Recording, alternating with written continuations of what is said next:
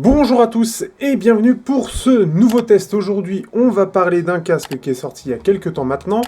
On va parler du Edifier W830NB qui vient remplacer le 820NB+. Il est vendu 80 €, il a l'avantage d'avoir de la réduction de bruit, on a tout le packaging d'un casque classique à réduction de bruit active, sans jack pour le coup, vient compléter un peu la gamme de ce qui a été le renouveau avec les W950 et le fraîchement arrivé Stack S5, et du coup on va pouvoir passer un test un peu complet sur ce point, avec comparaison comme d'habitude.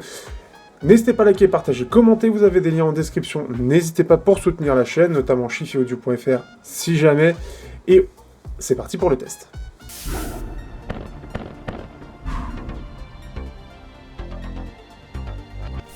Du coup, au niveau du design, on se retrouve avec un casque qui est un peu amélioré par rapport au précédent. On a quelque chose qui, pour le précédent, reprenait un peu ce que faisait Sony. Pour le coup, ici, on est vraiment sur un design qui est beaucoup plus orienté Edifier, puisqu'on a à peu près la même base que ce que propose le 950 ou le Stack S5 que j'avais testé précédemment. C'est un casque qui est donc assez joli. Là, je l'ai en version grise que je trouve vraiment sympathique. On a des très légères différences de couleurs, notamment au niveau de l'arceau, ce qui vient aider un petit peu justement à avoir quelque chose d'un petit peu plus varié, un peu moins monotone, mais c'est un gris que je trouve assez sympathique, c'est passe-partout, ça change un peu du noir et du blanc qu'on voit partout. Le gris, c'est pas forcément ce qu'on voit en général, c'est des touches par rapport à du noir. Au-delà de ça, je trouve que c'est propre, ça fait beaucoup plus quali que ce qui était proposé précédemment. Après, on reste sur la même base. L'avantage, on récupère cette fois-ci le moyen de le casser pour pouvoir le ranger de cette façon et d'avoir quelque chose de plus compact. Au niveau par contre des touches, on n'aura pas quelque chose qui change, ça reste très efficace dans le système puisque ce sont des boutons qui sont en caoutchouc et qui donc, on va avoir le power, play plus et on va avoir aussi la gestion du Bluetooth et de l'ANC. Toujours aussi efficace. On n'a plus de jack, donc ça je crois que c'était déjà ailleurs. Dans le modèle précédent, c'est ça. Mais ce qui fait que dans l'ensemble, c'est quand même un peu plus quali, un peu mieux fini. Et en refaisant le comparatif, il y avait quelques craquements de ce que je vois là. Donc peut-être avec la vieillitude, il a pris quelques craquements quand je bougeais, alors que j'en ai moins ici. Donc ça peut arriver que ça arrive, comme malheureusement beaucoup d'appareils, beaucoup de casques, mais ce qui fait que ça ne s'entendra pas. En tout cas, ça fait vraiment fini, le fait que ce soit un petit peu plus arrondi, je trouve que ça fait vraiment plus quali, on a moins l'impression d'avoir un casque entrée de gamme entre les mains, ce qui est agréable. Bien évidemment, c'est tout plastique.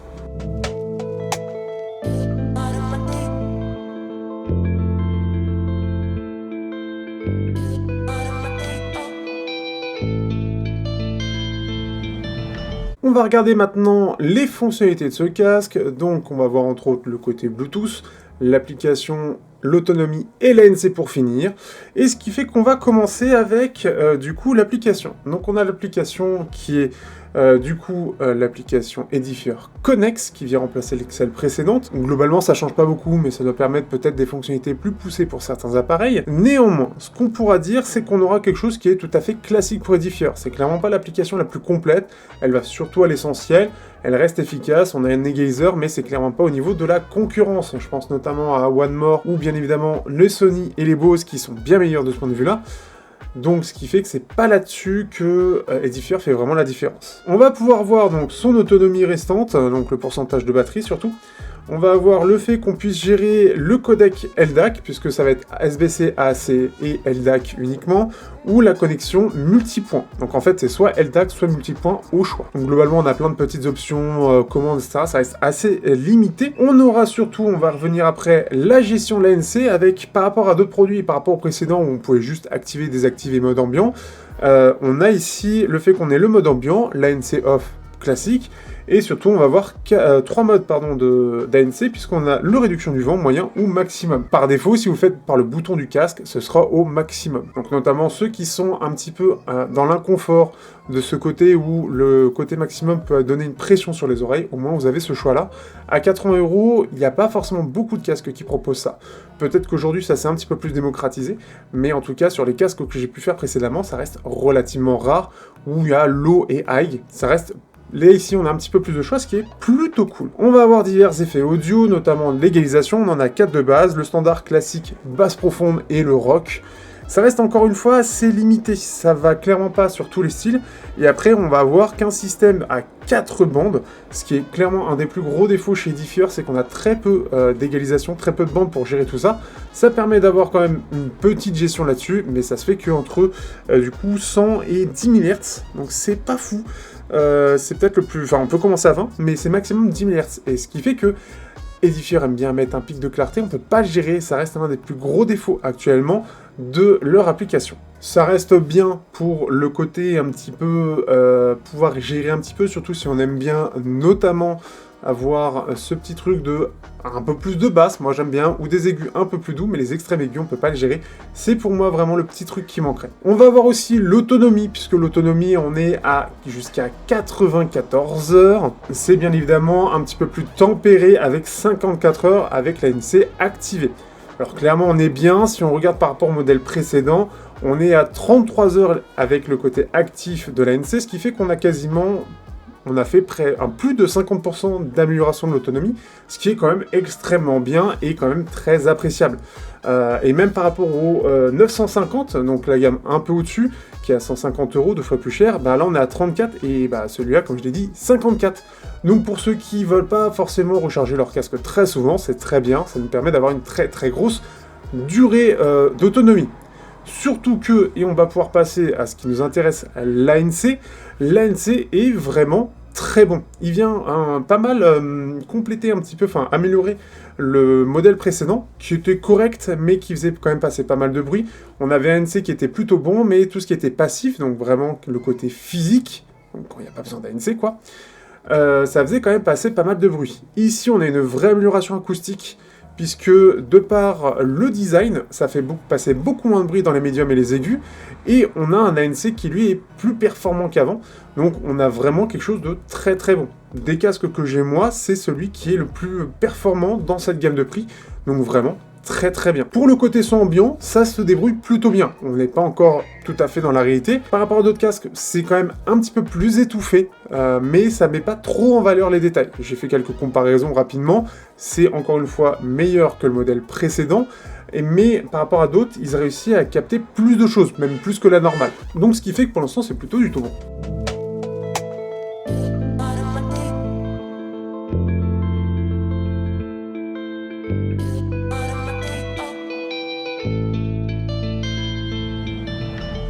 Au niveau de la partie sonore, donc du coup on aura deux modes de connexion, le Bluetooth d'un côté, l'USB-C de l'autre. C'est quelque chose qui se répand de plus en plus, mais c'est toujours bien de le montrer, surtout qu'on n'a plus de jack aujourd'hui. Mais si on veut le connecter au PC, et c'est ce que j'ai fait d'ailleurs pour ma mesure que vous allez voir, eh bien ça a été fait en USB-C. Donc c'est actif toujours, puisqu'on va utiliser l'électronique de l'appareil pour alimenter le casque. Néanmoins, c'est une bonne alternative. C'est plutôt pas mal, encore faut-il avoir un USB de libre. Au-delà de ça, le driver est un driver de 40 mm, on en a un de chaque côté bien évidemment. C'est le même que le modèle précédent. Quelque chose qui est à noter et qui est intéressant surtout sur les améliorations qu'ils ont fait en termes de signature et d'ANC, puisque même en partageant la même base, bah on a quand même des résultats assez différents. On est sur une signature assez équilibrée, avec une petite mise en avant des basses et une petite mise en avant des extrêmes aigus notamment, ce qui fait que c'est vraiment pas mal, et on a un son qui est assez qualitatif. Je vous laisse regarder la courbe. Alors, dans la réalité, on a un peu plus de basse que ce qui est montré, et on peut voir le pic de clarté. On a quand même quelque chose qui est très bien équilibré, ce qui fait que ça va pas mettre en défaut des fréquences spécifiques. On peut voir des basses qui, elles, sont un petit peu plus en avant, même dans la réalité, c'est même un peu plus, c'est juste ma tête de mesure qui a un petit défaut au niveau des basses, et ce qui fait qu'on a quelque chose qui est sympathique et qui permet d'être écoutable sur toutes les musiques. En plus de ça, on a quelque chose qui est assez profond, qui est bien maîtrisé, il n'y a rien qui déborde spécialement. Au niveau des médiums, on a des voix qui ressortent très bien, et qui, pareil, on a quelque chose d'assez équilibré entre les basses et les aigus, il n'y a pas de choses trop particulières qui ressort, on a cette bonne clarté globale qui va ressortir, notamment avec des aigus qui sont bien maîtrisés, pareil, qui ne sont pas mis en retrait par rapport à d'autres casques, et des extrêmes aigus un peu mis en avant. Ce qui est bien, c'est que par rapport à d'autres casques, c'est moins agressif que ça pourrait être vu dans d'autres casques ou dans d'autres choses que j'ai pu tester. Et ce qui est bien, c'est qu'en plus de ça, c'est très polyvalent. Je l'ai pu tester pour à peu près tous les styles sans changer le réglage de base, et je l'ai écouté pour tout. Ça fonctionne bien. Alors pour ceux qui sont fans de basse, il faudra forcément jouer au niveau de l'égalisation et notamment s'amuser sur la bande, en fait les 4 bandes qu'on a pour mettre bien en avant les basses et peut-être mettre en retrait un peu les aigus, histoire d'avoir quelque chose d'un petit peu plus sympathique. Mais vraiment je trouve que il y a vraiment quelque chose de très bien maîtrisé sur la signature. Si vous voulez quelque chose de relativement neutre, avec voilà, pas de défaut particulier, et le fait que ça fonctionne quand même sur tous les styles, ce qui n'est pas forcément le cas de tous les casques. Alors aujourd'hui, on est sur du matériel de mieux en mieux géré, et de plus en plus qualitatif, donc même à ce prix-là, on peut avoir quelque chose qui est bon sur tout. Mais ce qui est bien, c'est que c'est bon surtout avec ce côté neutre, sans avoir ce côté trop plat, trop manque de vie, et on a quand même cette égalisation qu'il faut rajouter. Ce qui fait que ça passe très bien pour tout, surtout qu'en plus même avec l'ANC, on a quand même un son vraiment qualitatif. On a quelque chose qui est globalement d'ailleurs bien détaillé, on a quelque chose qui fait vraiment réactif, je trouve. Donc vraiment, j'ai pas de gros défauts à lui donner. À la limite, c'est vraiment plus cette petite pique de clarté que j'aurais bien aimé calmer un petit peu, moi qui suis sensible dans les aigus, mais ceux qui sont pas trop sensibles, ça devrait aller. En plus, on a une scène qui est plutôt large, on a quelque chose de plutôt bien dynamique. Encore une fois, ils ont amélioré autant la partie logicielle, la partie gestion de la réduction de bruit, que la partie sonore, et ça, c'est vraiment très agréable. Ce qui fait que là, pour le coup, j'ai pas envie de forcément entrer bien dans les détails, ça passe pour tout, c'est relativement neutre, mais justement, on va voir quelques alternatives avec des comparatifs avec 2 autres casques, notamment l'ancien, et aussi une alternative que je trouve toujours très intéressante.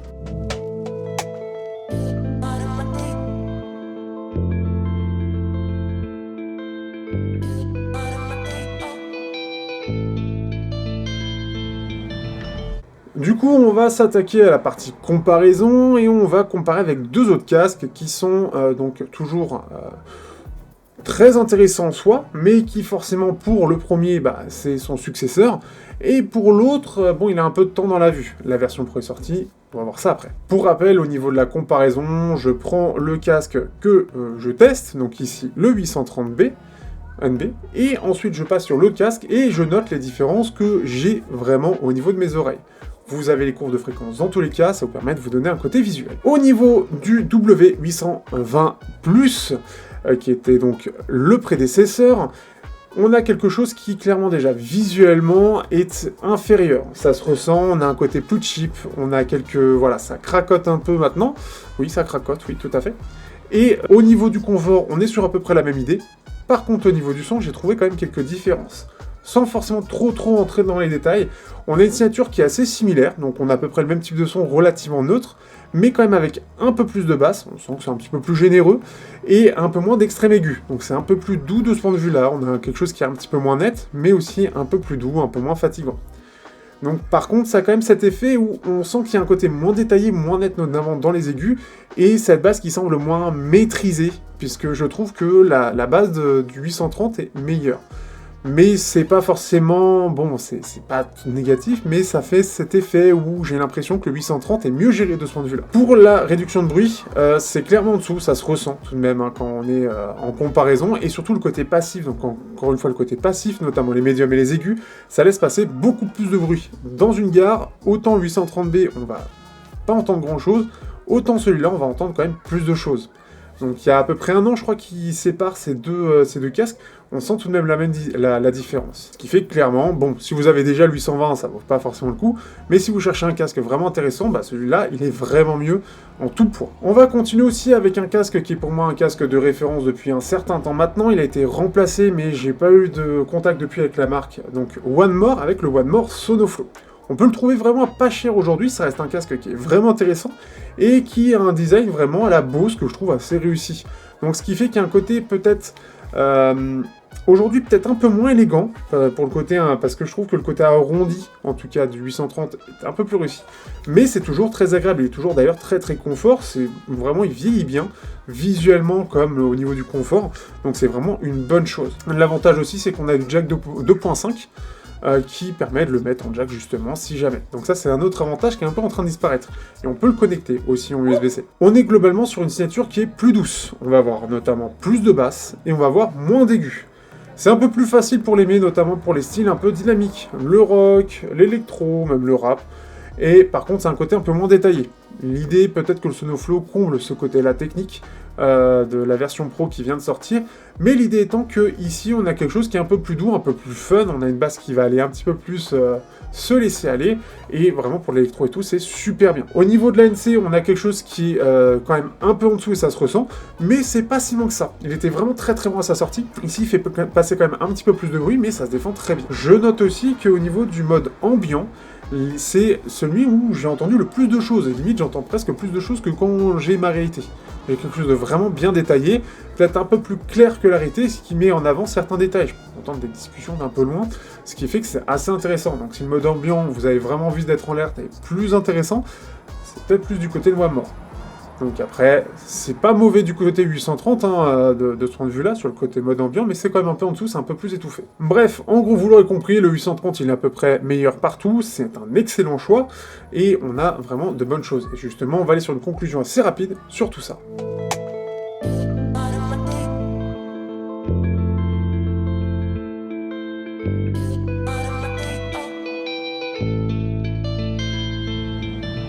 Du coup, que penser de ce petit Edifier W830NB ? Eh bien, c'est un casque qui est vraiment très bon, surtout pour 80 €, et en plus j'ai vu qu'il y a un petit code à moins 15% sur Amazon, à voir jusqu'à quand c'est disponible. On a un casque qui vaut clairement le détour. On a un casque qui est complet, avec un design qui est un peu plus actuel, je trouve, le côté très arrondi lui va très bien, et aussi a plus cette personnalité à la Edifier, c'est-à-dire que là, au lieu d'aller chercher un design qui fait penser à quelque chose qui réussit très bien, bah là ils poussent vraiment leur propre design, ce qui est une bonne chose parce qu'au lieu de copier la concurrence, bah ils donnent vraiment leur propre personnalité. Je trouve que vraiment leur design est vraiment pas mal, il y a quelque chose qui se démarque déjà bien de ce point de vue là. Mais ce qui est bien, c'est que pour 80 €, on a vraiment un casque qui est très complet. Il n'y a pas de très gros défauts, il a une bonne finition, il a une excellente autonomie, un très bon son, une application qui est peut-être le petit talon d'Achille par rapport à d'autres, mais encore à 80 €, il n'y a pas beaucoup de concurrence qui soit vraiment beaucoup plus complet et aussi bien. Bon, au moins on a une égalisation, on peut gérer, c'est un peu particulier, mais on peut vraiment se démerder avec ça. On a surtout une ANC de très bonne qualité, avec même le côté passif qui fait vraiment passer peu de choses. Et quand on compare par rapport à un Q30 de l'époque de chez Soundcore, bah on voit une sacrée différence. Hein. Justement, je ne l'ai même pas pris, mais on voit une très grande différence de qualité. On a quelque chose qui est vraiment bien détaillé, on a une très bonne isolation passive et active, on a tout qui est bien en fait. Le seul truc qui pourrait manquer à certains, c'est le manque de jack, et ça je peux le comprendre, surtout sur des systèmes particuliers. Ce qui est bien au moins, c'est qu'on peut quand même au moins le connecter en USB-C, et on peut s'amuser comme ça, ce qui est déjà très bien, et au moins on peut l'utiliser sur PC. Et bah il n'y a pas de vrais gros défauts. Donc si vous êtes intéressé, vous avez tout dans la description. N'hésitez pas à liker, partager, commenter comme d'habitude. Et on se dit à bientôt pour de prochains tests sur Technoïd.